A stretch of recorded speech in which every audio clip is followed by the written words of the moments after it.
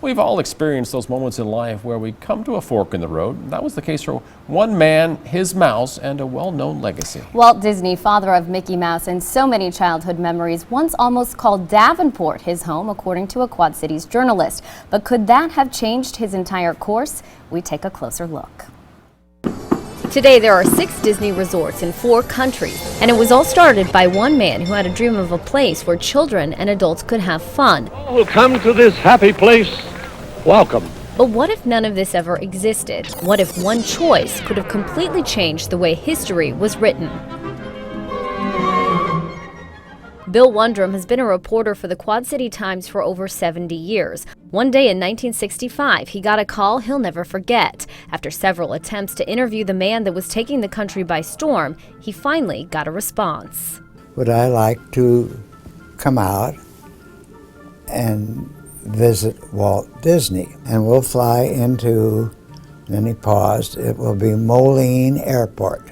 And bring your wife along. Retired Quad City Air Traffic Controller Dale McLean remembers that day. Anytime a executive airplane comes in, you just remember it. We just went to our book and looked it up to see who it belonged to. That's how we found out that it was a Disney plane. After arriving in California, Bill says he was invited to meet Walt Disney at his office in Burbank. In an article written by Wundram shortly after his visit, he describes how Disney's secretary with short hair led him into Walt's office. And it was like a big, beautiful living room. And there he was, plinking around at the piano. And I said, Mr. Disney, I said, why me from Davenport? And he said, one time I applied for a job in Davenport, Iowa, something like Victor, and they did slides, and they needed an artist. And he even remembered the name of the man, a Mr. Rose, who went over all his stuff. They interviewed him and said, you are a fine young man, but we don't think your artwork is any good. But you would be a good representative for our company. We will offer you a job. You can go on the road selling movie projectors. According to Bill's article, it was the year 1923. That's when Walt's early film company, Laugh-O-Gram Studios, went bankrupt, and just before he headed to Hollywood with $40 in his pocket.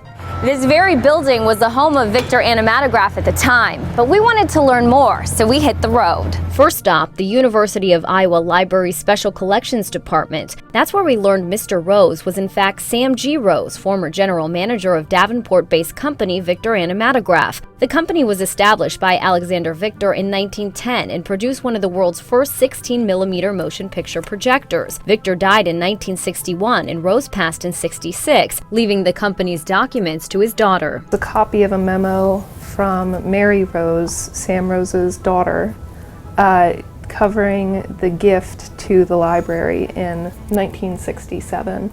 We did find something interesting sifting through the Victor Company collection. There's a folder in here of obituaries.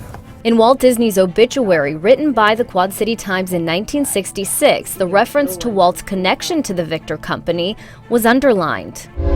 However, it didn't stop there. Next stop, 4 hours southwest to Disney's boyhood home, Marceline, Missouri.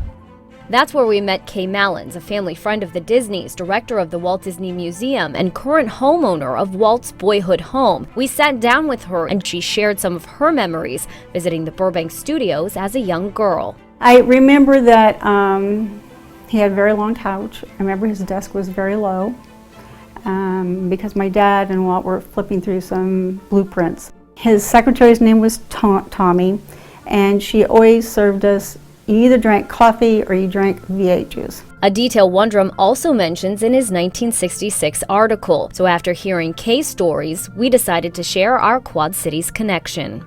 This is so cool. I love things like this. Yeah, and it was Tommy had short hair. Huh? Oh, and that's his secretary. Yeah. In the end, no one can quite say if things might have changed based off a single decision, but that's the mystery. He said to me, Davenport, he said, was a very, I remember the word, was a very sweet town. He said, you know, if I had taken that job in Davenport, I could still be there today, and Mickey Mouse would have never been born. But there was still one more piece of this story we discovered thanks to the help of the Disney Archives, something even Bill didn't know about. With the help of the Disney Archives, we found this picture. That's me. That would be my wife. Have you ever seen it before? No. Reliving fond memories of the past and sharing them with the future.